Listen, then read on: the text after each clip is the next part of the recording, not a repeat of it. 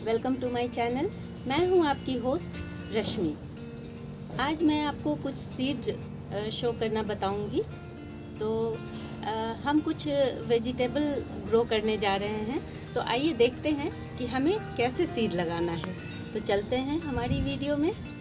तो आज हम मूली, खीरा और तुलसी के कुछ सीड हैं मेरे पास, वो लगाएंगे। और आइए देखते हैं इसके लिए हमें कैसे सॉइल प्रिपेयर करना है और किस तरह के हमें कंटेनर लेने हैं। तो आप यहाँ देख सकते हैं, मैंने ये चावल की 10 केजी की बोरी जो आती है वो मैंने लिया है। ये काफ़ी मजबूत होते हैं, एयरी होते हैं, इनमें से एयर सर्कुलेशन बहुत अच्छे से होता है, इसलिए मैंने इसे यूज़ किया है। आप लोग भी वेजिटेबल के लिए ये सबसे बेस्ट होता है। आप अगर चाहें, अगर आप टेरेस गार्डनिंग करते हैं तो आप इसका इस्तेमाल ज़रूर करें, बहुत अच्छा रहता है। ये मेरा एक्सपीरियंस है। तो और ये इसमें मैंने सॉइल प्रिपेयर किया हुआ है। जब भी हम सॉइल प्रिपेयर करते हैं वेजिटेबल्स के लिए, तो उसमें हम अच्छे से, अगर आप बार बार उसमें खाद नहीं डालना चाहते हैं तो आपके पास जो भी खाद अवेलेबल हो, चाहे वो काउडंग मैन्योर हो या फिर कंपोस्ट हो या लीफ मैन्योर हो, जो भी हो, आप उसको हाफ प्रोपोर्शन में रखेंगे। जैसे कि अगर आपने हाफ पोर्शन कोई भी खाद लिया है तो हाफ पोर्शन मिट्टी का लेंगे। इससे अगर आप सैंड नहीं भी डालेंगे तो कोई बात नहीं, क्योंकि हमारी मिट्टी खाद डालने से ही काफ़ी अच्छी भुरभुरी मॉइस्ट हो जाती है। देखिए, मैंने इसमें पानी, मैंने इसको वाटरिंग नहीं की है, लेकिन फिर भी मेरी मिट्टी देखिए कितनी अच्छी है, मॉइस्ट है। ये काउडंग मैन्योर और कोई भी मैन्योर की वजह से ऐसा होता है। हमारी मिट्टी बहुत मॉइस्ट है, बहुत अच्छी है। तो ये मैं पहले से ही प्रिपेयर करके रखी थी, लेकिन आपको मैं बताऊंगी कि ग्रो बैग में, इस तरह के ग्रो बैग में कैसे मिट्टी का प्रिपरेशन करना है। तो आप यहाँ देख सकते हैं, 2-3 चीज़ें मैं आपको दिखाऊंगी। ये देखें, ये पानी में भीग चुका है, इसलिए शायद आप आइडेंटिफाई नहीं कर पा रहे होंगे। ये जो हम भुट्टा खा के जो उसका बीच वाला पोर्शन बचता है, मैंने उसको यूज़ किया है। इसके यूज़ करने के पीछे भी एक रीज़न है। जैसे कि हमने अपने ग्रो बैग में, आपको दिखाऊं, ये छोटे छोटे 4-5 छेद किए हुए हैं कैंची की मदद से। ये आप क्लोज़अप इसका देखें, इस तरह के। तो हमें क्या करना है, हमें 2 से 3 इंच नीचे कोई भी ऐसी चीज़ डालनी है, चाहे वो लकड़ी हो गया या लीफ हो गया या ट्विंग हो गया, कुछ भी आप इसमें डाल सकते हैं। मुझे ये मिल गया था, इसलिए मैंने इसको चूज़ किया। और इसको डालने के बाद, एक लेयर डालने के बाद, आप जब भी वाटरिंग करेंगे तो मिट्टी बैठेगी नहीं नीचे, आपका वाटर ड्रेनेज से होके आराम से निकल जाएगा। इसका पर्पस बस यही है। और आगे चल के ये भी खाद बन जाते हैं, इसमें कोई प्रॉब्लम नहीं है। इसलिए जब भी आप इस तरह की कोई चीज़ खाते हैं तो प्लीज़ उसे फेंके ना, अपनी मिट्टी में यूज़ करें, बेस्ट है। तो अब देखिए, अब ये कुछ इस तरह की चीज़ें डालने के बाद मैंने इसमें क्या डाला है वो देखें आप। उसके बाद मैंने उसके बेस में, ये आप देखें, मैंने कुछ सूखे पत्ते इकट्ठे करके रखे हुए हैं, अपने मेरे ही गार्डन के पत्ते हैं। हमें एक लेयर इसकी भी डाल देनी है इसमें। ऐसा करने से हमारी मिट्टी इतनी अच्छी बन जाएगी कि आपको बार बार उसमें कुछ भी करने की ज़रूरत नहीं पड़ेगी। ये हमने कुछ सूखे लीव्स भर दिए हैं, बस, इससे ज़्यादा हमें नहीं डालना। इसके बाद आता है हमारा फर्टिलाइज़र। तो हम मिट्टी में कितना अमाउंट हमें ऐड करना है वो आप देखें। ये देखें, ये मैंने अपने बगीचे से जो मेरा कचरा निकलता है, वो लीफ मोल्ड जो कहलाता है, टहनियों और लीफ का बना हुआ, उसकी खाद है। आप देखें कितनी अच्छी ब्लैक कलर की खाद है, बहुत मॉइस्ट और बहुत ही अच्छी खाद है। तो अब हम क्या करेंगे, इसमें एक अच्छा अमाउंट, 40 to 50% के अमाउंट में हम इसे इसमें डालेंगे। ये देखिए आप,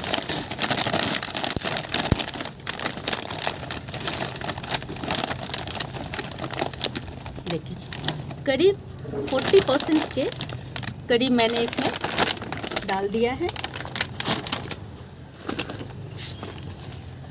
अब इसमें हम, ये मेरे पास नीम की खली है, नीम डस्ट है, जो नीम के जो नीमबोली होती है, नीम के जो फ्रूट होते हैं उससे बनता है। इससे हमारी मिट्टी में फंगस नहीं लगेगा। तो हम इसमें अंदाजे से 1-2 मुट्ठी ऐड कर देंगे इस तरह से, और उसको अच्छे से इसको मिला देंगे। ये बहुत अच्छी चीज़ है। अगर आपके पास ये अवेलेबल ना हो तो आपके आसपास अगर नीम के पेड़ हैं तो आप उनकी पत्तियों को, जो भी गार्डनर हैं मैं उनसे कहना चाहूँगी कि सबसे बेस्ट है, सबसे चीप एंड बेस्ट, आप पत्तियाँ कलेक्ट करें, सुखाएं और किसी भी पॉलीथीन बैग में भर के रख लें। जब भी आपको ऐसे मिट्टी की ज़रूरत हो तो आप मिट्टी में उसको लीफ, इसकी जगह नीम खली की जगह या नीम की जो नीमबोली आती है उसकी जगह आप नीम के पत्ते का भी आराम से इस्तेमाल कर सकते हैं। जैसे मैंने अभी, ये मेरे पास अवेलेबल था तो मैंने इसका इस्तेमाल किया है। आप ऐसा ही करें, इससे आपकी मिट्टी हमेशा स्वस्थ रहेगी और उसमें कोई प्रॉब्लम नहीं होगा।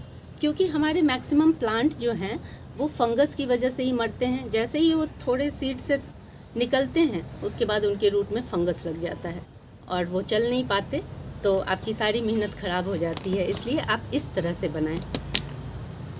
इसके बाद अब हम इसमें मिट्टी ऐड कर देंगे, जो हमारे गार्डन की ऑर्डिनरी सॉइल होती है, जो आप कहीं से भी लाएं उसको इसमें ऐड कर दें। ये देखें, हम इसमें मूली के सीड ग्रो करने जा रहे हैं।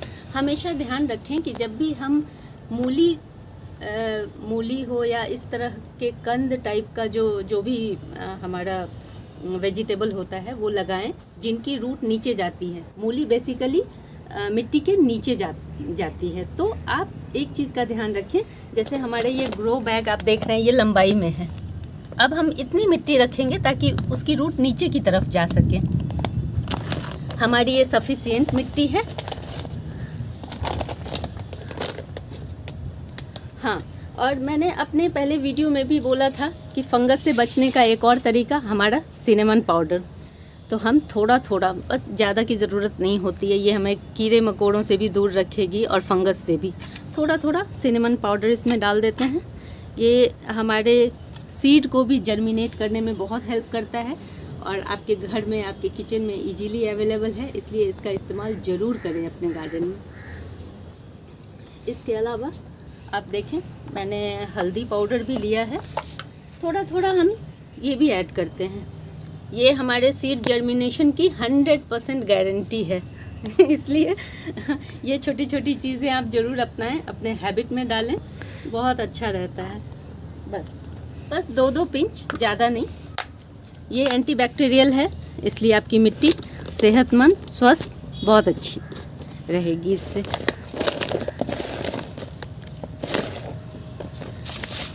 हाँ, अब देखें, हमें जो मीडियम आकार के सीड होते हैं, जैसे आप देख सकते हैं ये मूली का सीड है, ये मीडियम साइज़ के सीड हैं। सीड भी ग्रो करने के डिफरेंट तरीके होते हैं। जैसे जो बड़े सीड होते हैं उनको सो करने का तरीका अलग होता है, जो छोटे सीड होते हैं उनको सो करने का तरीका अलग होता है।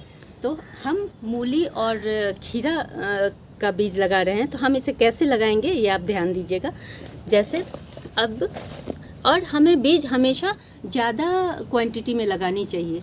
अगर आपके सारे पौधे जर्मिनेट हो जाते हैं तो आप एटलीस्ट उसकी थिनिंग कर सकते हैं। जो कमज़ोर पौधे हैं उनको निकाल दें और जो हेल्दी पौधे हैं उन्हें ही रखें।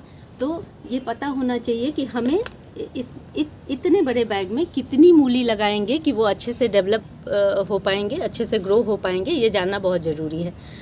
तो हमारे इस तरह के 12 इंच के कंटेनर में, 12 से 15 इंच के कंटेनर में आप करीब 7 से 8 मूली लगा सकते हैं, लेकिन हम बीज ज़्यादा लगाएंगे। चलिए अब हम अपना बीज सो करते हैं। ये चूँकि छोटे सीड हैं इसलिए हम इसे ज़्यादा डेप्थ में नहीं डालेंगे, हम इसे कहीं कहीं इस तरह से स्प्रेड कर देंगे। इतने बीज हमने डालने हैं और इसको कवर कर देना है, बस ज़्यादा कुछ नहीं। कवर इसलिए करना है ताकि गिलहरी या चिड़िया हमारे सीड को नुकसान ना पहुंचाएं और ये अंदर, थोड़ा सा अंदर दबा रहे। आप चाहें तो थोड़ा सा इसके ऊपर इस तरह से स्प्रेड भी कर सकते हैं मिट्टी का, ताकि ये ढक जाए। बस ये हमने अब मूली का सीड लगा लिया है। अब हम ग्वार की फली लगाएंगे। ग्वार की फली आप जानते हैं बहुत ही न्यूट्रिशियस वेजिटेबल है, और ये भी गुच्छों में आते हैं, इसलिए बहुत अच्छा रहेगा कि आप इसको इस तरह के बैग्स में लगाएं, तो आपका हमेशा चलता रहेगा। और क्लस्टर बीन के बारे में मैं बताना चाहूँगी कि इसको आप ठंड के मौसम को छोड़ के कभी भी लगा सकते हैं, ये थ्रू आउट आप फ्रूटिंग करता रहेगा। इसलिए जो भी न्यू बिगिनर हैं या जो भी नए गार्डनर हैं, उनके लिए ये वेजिटेबल सबसे बेस्ट हैं।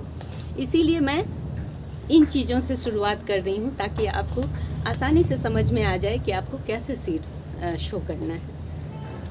तो चलिए अब हम देखते हैं। कैंची देना। ये देखें, ये मैंने नर्सरी से लिया था, काफ़ी अच्छी वैरायटी है, तो मैं दिखाती हूँ आपको।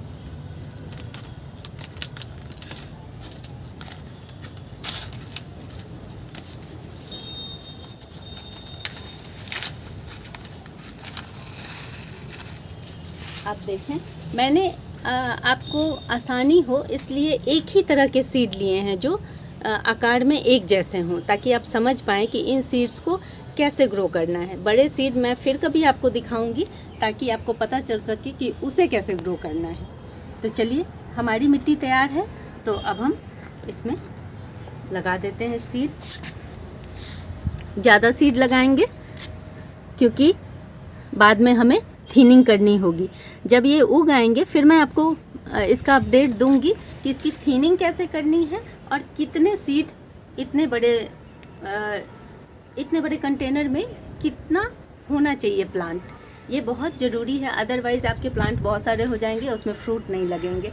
तो आप इतना रखें जिससे आपको फ्रूट भर के मिले, आपका प्लांट भी सेहतमंद हो। हमने अपना सीड लगा लिया है, तो अब इसकी वाटरिंग करेंगे। वाटरिंग करने में गलती बिल्कुल ना करें, क्योंकि बहुत सारे लोग होते हैं ऐसे ऊपर से गिरा के डाल देते हैं और उनका सीड्स इधर उधर हो जाता है, फिर वो सही ढंग से प्रॉपर जगह पे जर्मिनेट नहीं हो पाता है। तो इसलिए आप इस तरह से वाटरिंग करें। देखें, अगर मग से ही देना है इस तरह से, ऐसे। अगर आपके पास शावर करने के लिए कुछ है, कंटेनर है, तो आप उससे भी कर सकते हैं। अदरवाइज़ आप हल्के हाथों से इस तरह पानी डालेंगे। और मॉइस्चर का हमेशा ध्यान रखेंगे, क्योंकि आपकी ये टॉप सॉइल सूखनी नहीं चाहिए, अदरवाइज़ आपका सीड जर्मिनेट नहीं होगा। ये इसको जर्मिनेट होने में 1 वीक लग जाएगा, उसके बाद का अपडेट मैं आपको बाद में दिखाऊंगी। आइए, अब हम कुछ, मेरे पास खीरा का भी सीड था, तो अब हम ये भी लगा लें। मैंने मिट्टी पहले से प्रिपेयर की हुई है, जैसे मैंने मूली और क्लस्टर बीन के लिए जैसे मैंने तैयार किया था, वैसे ही मैंने खीरे के लिए भी तैयार किया है। और आप देख सकते हैं, जब भी खीरा लगाएं बड़े कंटेनर में लगाएं, 15 इंच से बड़े गमले में लगाएं। और खीरा बेल होता है, इसलिए इसके लिए मैंने ये 3 डंडियाँ इसमें बांध दी हैं, ताकि वो बड़ा होगा तो इसके ऊपर मैं इसको चढ़ा दूँगी। तो इसमें कुछ नहीं है, मिट्टी प्रॉपर तैयार है, सब कुछ किया हुआ है। तो बस हम वैसे ही कुछ ज़्यादा सीड डालेंगे और बाद में इसकी भी थिनिंग कर देंगे। और ये भी छोटे सीड हैं, कुछ नहीं करना है इसमें, बस स्प्रेड करना है, मिट्टी डालनी है और वाटरिंग करना मैंने आपको बता ही दिया है, वैसे ही वाटरिंग करनी है। और जब ये उगाएंगे मैं इसका अपडेट आपको दिखाऊंगी। हमने अभी जो सीड लगाए हैं उसको धूप में रखना है और मॉइस्चर का ख्याल रखना है। तो अगर आपको मेरी ये वीडियो पसंद आती है तो प्लीज़ इसे लाइक, शेयर एंड सब्सक्राइब करना ना भूलें। Live nature, love nature. Thank you.